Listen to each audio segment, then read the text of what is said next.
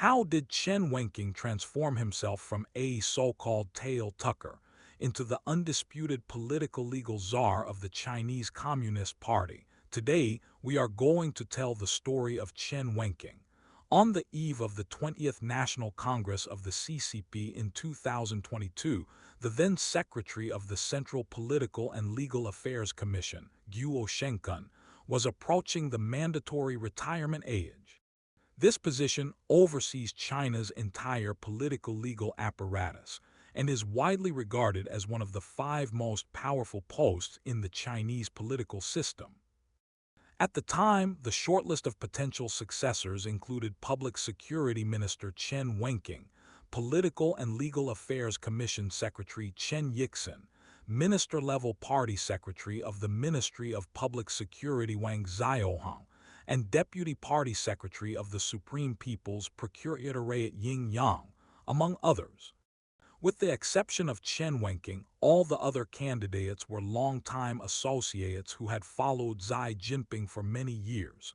Yet in the end, the winner was Chen Wenqing, the person who had known Xi for the shortest period of time. Because of the nature of his previous positions, public knowledge of Chen Wenqing was extremely limited. Aside from the most basic resume, almost nothing was known about this newly appointed Secretary of the Central Political and Legal Affairs Commission. So who exactly is Chen Wenqing? Who was the political patron that propelled his career? And how did he defeat so many competitors to become the new head of the CCP political legal system? Today, we will tell the story of this newly crowned political legal king. Chen Wenqing was born in 1960 in Renchu County, Sichuan Province. Before the year 2000, Renchu County belonged to the Leshan Administrative Region and was only later reassigned to Meishan City. Renchu County also produced another major political figure, Yang Rudai, who later served as a member of the CCP Politburo and Party Secretary of Sichuan Province. Yang Rudai worked in Renchu County until his early 50s. During the same period, Chen Wenqing's father also worked locally as a police officer and was consecutively named a model worker of Sichuan Province for 20 years. There have long been rumors that Chen's father and Yang Rudai were old acquaintances.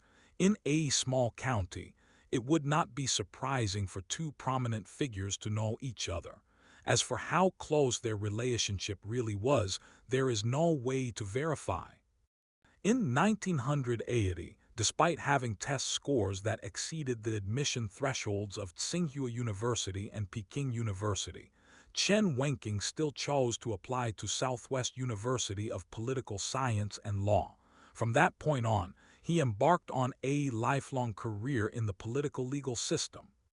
As a member of the legendary 1978-1980 cohort of Southwest University of Political Science and Law, a generation described by the media as China's legal Whampoa Military Academy, an unrepeatable myth, Chen Wenqing was surrounded by future elites.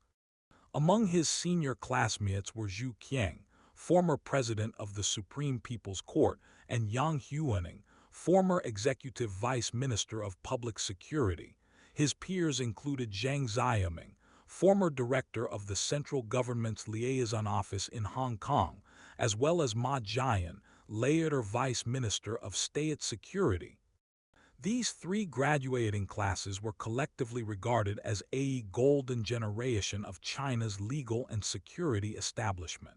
After graduating from Southwest University of Political Science and Law, Chen Wenqing returned to Leshan as a provincial-level selected graduate, arguably one of the earliest such cases. His first posting was to the Ziaya Township Police Station in Pengshan County, one of the most remote locations in the area. He was soon promoted to Deputy Director of the Public Security Sub-Bureau of Jingkou District, becoming a deputy section-level official. It was during this period that he met the first major patron of his life, Niu Ping, who was then serving as Deputy Director of the Sichuan Provincial Public Security Department. Niu Ping was also a graduate of Southwest University of Political Science and Law, and had served as deputy director and later director of the Sichuan Provincial Public Security Department since 1984. Niu Ping greatly appreciated this diligent junior alumnus, and Chen Wenqing's career trajectory immediately shifted into the fast lane. In 1986, Chen Wenqing was transferred to Wudongqiao District to serve as director of the Public Security Subbureau. Wudongqiao is a tourist district, nationally known as the hometown of swimming and the hometown of dragon boat racing. The Min River runs through the area, and public security conditions were extremely complex. After assuming office, Chen Wenqing conducted in-depth investigations and analysis. He discovered that the existing strike-hard campaigns focused primarily on generating momentum and publicity, targeting only the most visible, surface-level serious criminals. However, law enforcement often failed to act promptly against offenders lurking beneath the surface, those operating in what he described as the second layer of water, individuals who were on the verge of developing into major criminal cases. This resulted in a vicious cycle. One batch was cracked down upon, only for another batch to emerge, and public security conditions never truly improved. After identifying the root cause, Chen Wenqing began by targeting highway bandits and organized road crimes. He insisted on early intervention, identifying and separating offenders at the germination stage of criminal behavior. Some were guided and rehabilitated, some were administratively punished, and some were decisively struck down. Through this approach, the public security situation in Wudongqiao district was fundamentally transformed. During this same period, Chen Wenqing once risked his life to pursue armed fugitives. At the time, two fugitives, both former elite marksmen from the Hubei Armed Police Corps, were on the run. They were carrying two stolen submachine guns and more than 1,000 rounds of ammunition, and had fled into Sichuan province. Along the way, they had already killed and wounded multiple people. Facing the danger of being shot by professional marksmen, Chen Wenqing personally climbed onto rocks near the criminals' hideout. From there, he installed searchlights, preventing the fugitives from once again escaping under the cover of darkness. In 1992, Chen Wenqing was promoted to director of the Leshan Municipal Public Security Bureau at the age of 32. With only a bachelor's degree and having entered the workforce just 8 years earlier, he had already reached this position. Even by today's standards, this was considered an extremely rapid promotion. Yet the young director Chen remained remarkably low-key. He once half-jokingly told reporters, "I've always described myself as a tail tucker, someone who must always keep his tail tucked between his legs." He explained that as a selected graduate, he had benefited deeply from the party's cultivation, and because of this, everyone looked at him with a particularly critical eye. So in every aspect, you must be able to withstand scrutiny. In 1993, Niu Ping was promoted to member of the Sichuan Provincial Party Standing Committee and Deputy Secretary of the Provincial Political and Legal Affairs Commission, while concurrently serving as director of the Provincial Public Security Department. In 1994, the Sichuan Provincial Department of State Security was formally established, and many cadres were transferred over from the public security system. Chen Wenqing was appointed Deputy Director of the Provincial State Security Department, responsible for intelligence, foreign liaison work, and administrative equipment, among other areas. Facing this entirely new field, Chen Wenqing quickly grasped the operational logic of intelligence work, gradually transforming himself from an outsider into an insider. In his spare time, he enrolled in a graduate program in business administration at Sichuan University, and was later appointed by the university as a part-time professor of law. In 1995, Liu Ping was promoted to Vice Minister of State Security. 2 years later, in 1997, Chen Wenqing became Deputy Party Secretary of the Sichuan Provincial State Security Department, effectively the second in command. In January 1998, Chen Wenqing was promoted to Director of the Sichuan Provincial State Security Department. In order to quickly grasp the core priorities of his work, he proposed a two-hands approach. He personally led teams to conduct field research across various cities and prefectures, rapidly coordinated relationships with other departments, and strengthened frontline operations by deploying key professional personnel. As a result, Sichuan state security work quickly moved to the forefront nationwide, earning strong recognition from both the Provincial Party Committee and the Ministry of State Security. At that time, the party secretary of Sichuan province was Zai Shiji, the successor to Yang Rudai. Zhou Yongkang did not begin serving as Sichuan's party secretary until 2000. Later on, some people attempted to classify Chen Wenqing as part of Zhou Yongkang's faction, but this assessment is deeply unfair to Chen. These 8 years of work in the state security system laid the foundation for his eventual rise to Minister of State Security. After arriving in Beijing, Chen Wenqing's second major patron, Liu Ping, became closely aligned with Han Zhubin. Han Zhubin had served as director of the Shanghai Railway Bureau in the 1980s. At the time, Jiang Zemin, then party secretary of Shanghai, frequently traveled by train to Beijing. Because Han Zhubin ensured high-standard reception and escort arrangements, he developed a very close relationship with Jiang Zemin. After Jiang became general secretary, he transferred Han Zhubin to serve as Minister of Railways. In 1998, Han Zhubin was further appointed as Executive Deputy Secretary of the Central Commission for Discipline Inspection and Procurator General of the Supreme People's Procuratorate. Later, Chen Keji, vice chairman of the National People's Congress who was eventually executed, was investigated and prosecuted largely at Han Zhubin's insistence. Thus, Han Zhubin became Chen Wenqing's second major benefactor. In 2002, Han Zhongxin, then Procurator General of Sichuan Province, was transferred to serve as Deputy Party Secretary of Gansu Province.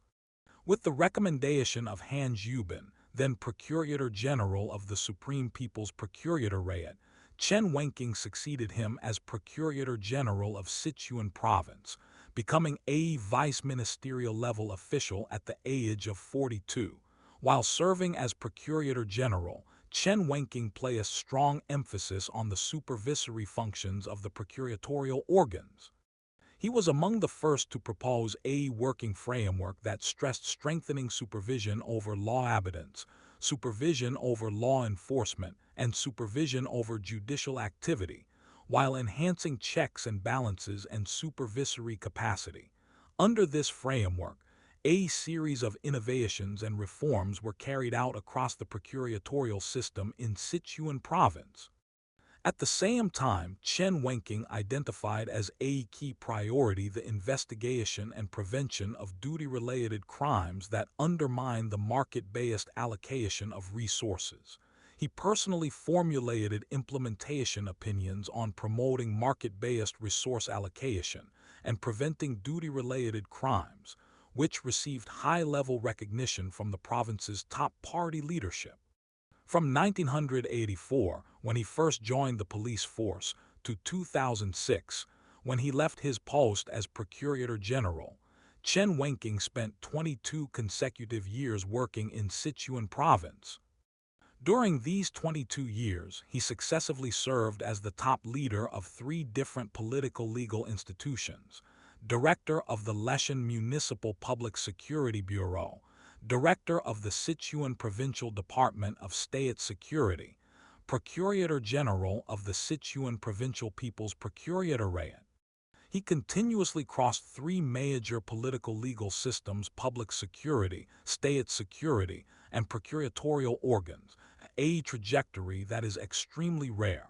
This kind of cross-system experience laid a solid foundation for Chen Wenqing's later ability to coordinate and integrate work at a higher national level after leaving Sichuan. In 2006, Chen Wenqing was placed by the Central Organization Department into the Qatar Cross-Provincial Exchange Program and was transferred to serve as member of the Fujian Provincial Party Standing Committee and Secretary of the Provincial Commission for Discipline Inspection.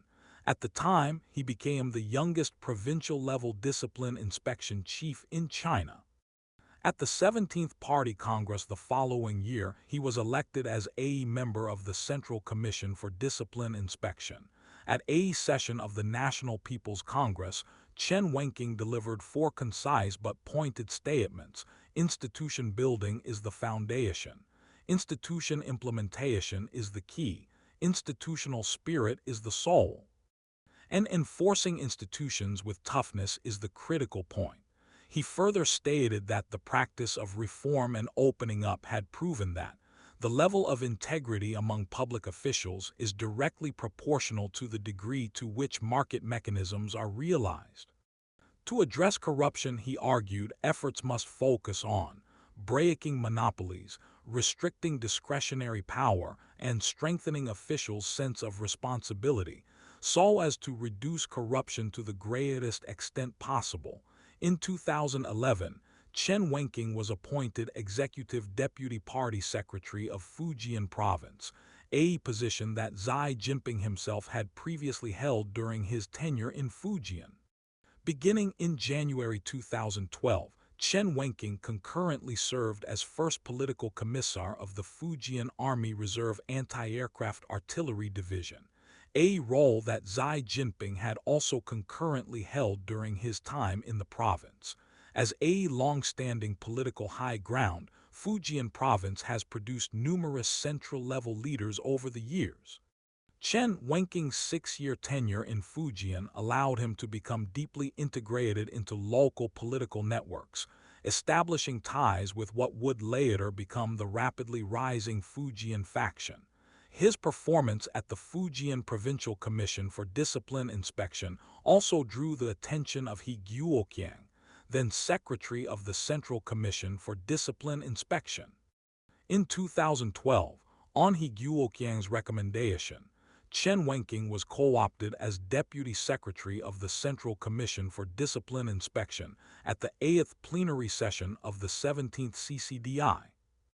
Later that same month, he was re-elected as Deputy Secretary of the 18th CCDI and was formally designated as a full ministerial-level official, responsible for building and organizing the discipline inspection cadre system.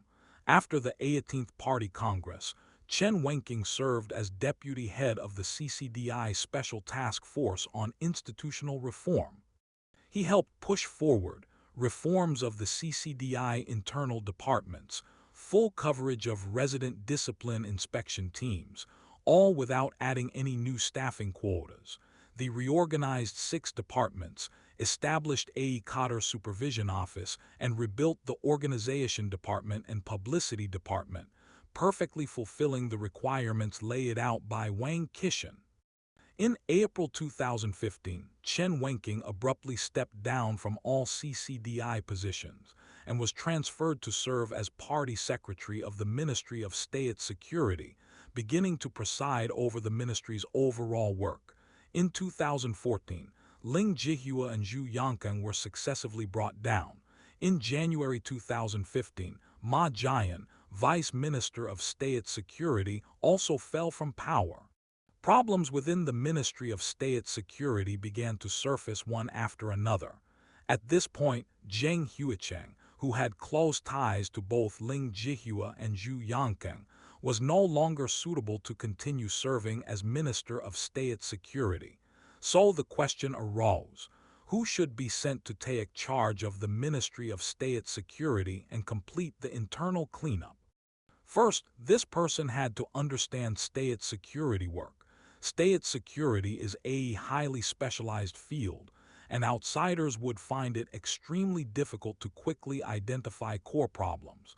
Second, this person should preferably not be an old hand within the ministry, because insiders were more likely to have entanglements with other senior officials inside the Ministry of State Security. Third, this person needed to be adept at struggle, capable of investigating cases thoroughly, and able to rapidly identify problems and carry out personnel purges once cases were uncovered.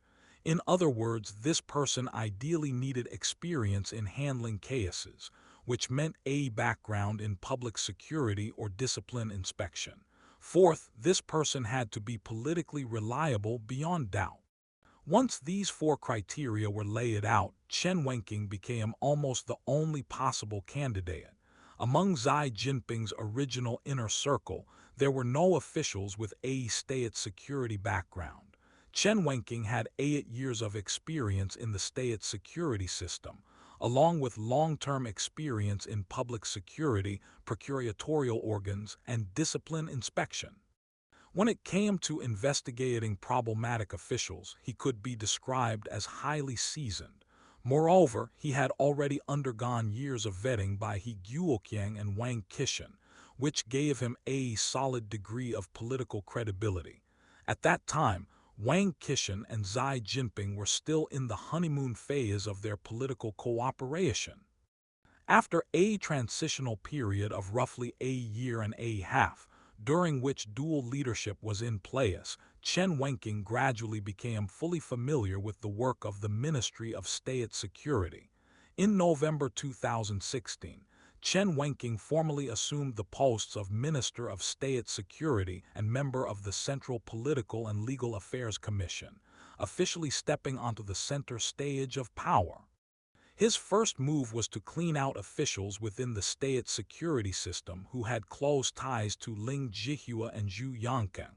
A large number of officials who had been rapidly promoted during the previous era were marginalized. Next, against the broader backdrop of intensifying U.S. China confrontation, Chen Wenqing, together with the Ministry of Public Security, launched an extraordinarily intense intelligence war. This war was divided into 3 domains: military, technology, and politics. It was also divided into 3 battlefields: China, the United States, and third countries. Under Chen Wenqing's leadership, the CCP achieved decisive victories in the U.S. China intelligence struggle. Prior to this, the U.S. intelligence network inside China had already been completely uprooted. As China constructed the world's largest surveillance network, the operational environment for American spies inside China became extraordinarily difficult. By contrast, China began large-scale recruitment efforts inside the United States, placing personnel into the U.S. government, technology companies, and the defense industry. China also continuously applied its latest cyber attack technologies, especially artificial intelligence, to the intelligence domain. Through technological means, China successfully penetrated the U.S. Office of Personnel Management (OPM), stealing sensitive data on 21.5 million American officials. For the first time in the U.S. China intelligence war, the CCP seized the initiative. This intelligence confrontation reached its climax with the Chinese spy balloon incident. About 1.5 years after formally becoming Minister of State Security, Chen Wenqing was assigned an even more critical role: Deputy Director of the Office of the Central National Security Commission, responsible for day-to-day operations. The Central National Security Commission is a superagency established at the 3rd plenary session of the 18th Central Committee. It reports directly to the General Secretary of the CCP and coordinates all major matters related to national security. It is widely regarded as Xi Jinping's most important institutional creation. Under Xi Jinping's direct leadership, the Commission implements the overall national security concept. It is responsible not only for external national security, but also for internal political security. It is involved in virtually everything. It is not merely a deliberative or coordinating body. It is also an executive organ, with authority far exceeding that of the U.S. National Security Council. It can be said that the Central National Security Commission is equivalent to the Grand Council Junji Chu in Chinese imperial history, serving the role of a wartime cabinet. As the executive office of the Commission, the importance of the office of the Central National Security Commission is therefore self-evident. Since its establishment, the director of the office has always been concurrently held by the director of the General Office of the CCP Central Committee. Meanwhile, the executive deputy director has always been a position held by the General Secretary's absolute confidant. The previous executive deputy director was Kai, who would later become one of the most powerful figures in the party. Chen Wenqing's ability to assume this post was inseparable from Kai's recognition and recommendation. As Minister of State Security, Chen Wenqing was one of Kai's most frequent working contacts, and Kai had a deep understanding of his capabilities. Moreover, many old acquaintances from their time in Fujian province helped forge a chain of trust between the two. As Minister of State Security, Chen Wenqing controlled massive volumes of highly sensitive intelligence, and by the nature of his position, he could report directly to the General Secretary at any time. The role of Executive Deputy Director of the National Security Commission Office was effectively that of Xi Jinping's political secretary in the national security domain. This further tightened the bond between Chen Wenqing and Xi Jinping. It can be said that during these 4+ years, Chen Wenqing was Xi Jinping's third-ranking chief secretary, second only to Deng Zuxiang and Zhang Sheyijun. He could directly report to Xi Jinping on matters concerning the National Security Commission and intelligence affairs at any time, and conduct struggles in the national security field under Xi's direct command. As is well known, in the 5 years following the 19th Party Congress, the Great leader became deeply engaged in various domestic and international struggles, repeatedly emphasizing the need to dare to struggle and to be skilled at struggle. Let us briefly review the Great struggles they experienced together during these 4 to 5 years. During the U.S. China trade war, Chen Wenqing led his team in gathering intelligence through various means, assessing the decision-making logic and strategic intentions of the U.S. president in the confrontation with China.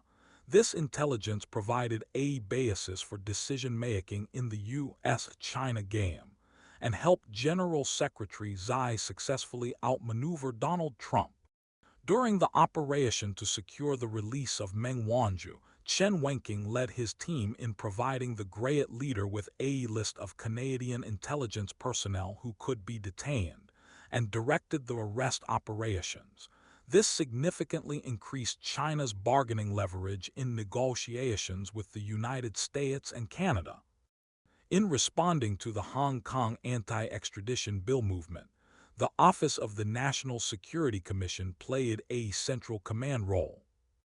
It coordinated plainclothes police from Guangdong to enter Hong Kong, supported the Hong Kong government in intelligence collection, identified the mastermind, and subsequently pushed forward the passage of the national security law, as well as the establishment of the Office for Safeguarding National Security in Hong Kong. In the struggle over Taiwan, the Ministry of State Security had already achieved deep penetration of multiple Taiwanese departments. It also recruited and bought off numerous retired military officers, obtaining intelligence on the weapons systems provided to Taiwan by the Biden administration, as well as secret training programs conducted for Taiwan's military forces. During the stability maintenance operations in Xinjiang, the National Security Commission directed the Ministry of State Security to carry out extensive surveillance of religious leaders and local power brokers. This intelligence provided critical support for the authorities' large-scale labor camp transformation programs. It can be said that after the 19th Party Congress, The vast majority of major events involving international struggle and internal political security were essentially centrally coordinated and directed by the National Security Commission. Deng Zuxiang and Chen Wenqing, leading the office of the National Security Commission, were responsible for ensuring that major decisions were implemented and executed.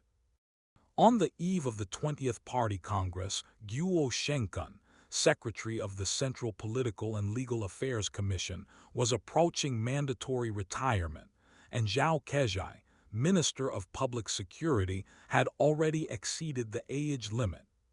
Several candidates emerged for the position of Secretary of the Central Political and Legal Affairs Commission: Chen Wenqing, Minister of State Security; Chen Yixin, Secretary General of the Political and Legal Affairs Commission; and Wang Xiaohang, Party Secretary of the Ministry of Public Security. Among these three candidates, Chen Yixin's seniority was clearly insufficient. He was only an alternate member of the Central Committee elected at the 19th Party Congress. By contrast, Chen Wenqing had already served 2 terms as a member of the Central Commission for Discipline Inspection and 1 full term as a Central Committee member.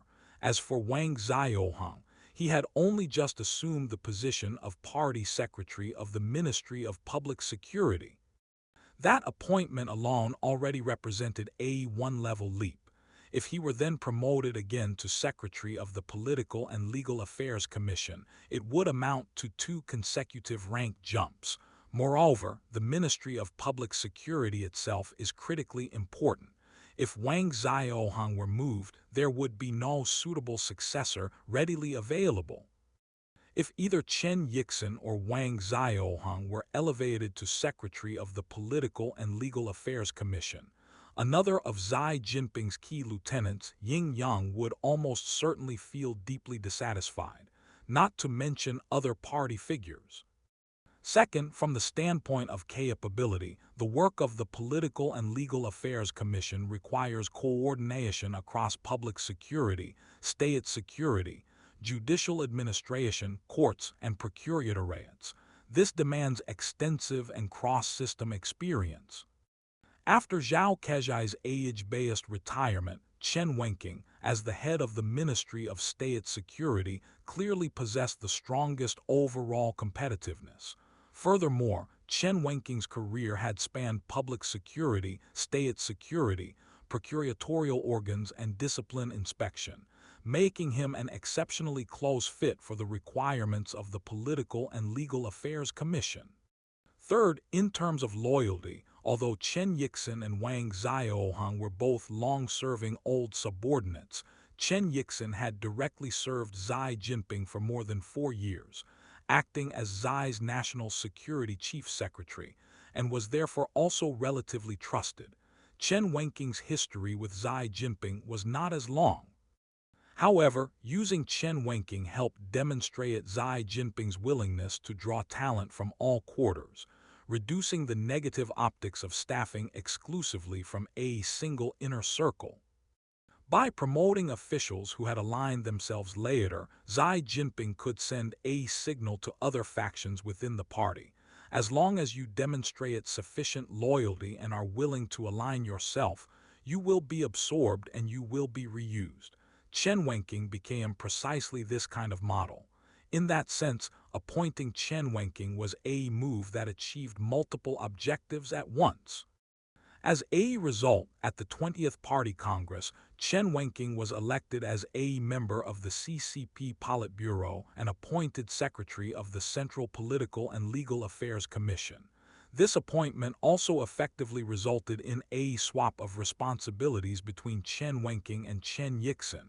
Chen Yixin went on to handle state security affairs, while Chen Wenqing took charge of the political legal system. Although Chen Wenqing became Secretary of the Central Political and Legal Affairs Commission, this commission was no longer the same body it once was. What Chen Wenqing inherited was the weakest political and legal affairs commission in the past 15 years. First, with the establishment of the Central National Security Commission, A portion of internal security functions now overlapped with those of the Political and Legal Affairs Commission. In effect, the National Security Commission became a superior authority, and in major political security and stability maintenance emergencies, the Political and Legal Affairs Commission was required to submit to its command and dispatch. This meant that the commission had been stripped of part of its authority. Moreover, the Political and Legal Affairs Commission had also lost command authority over the armed police and no longer controlled armed forces.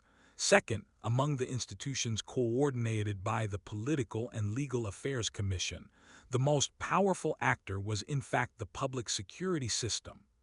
Previous secretaries of the commission had all emerged from the role of Minister of Public Security, and therefore retained considerable influence within the ministry.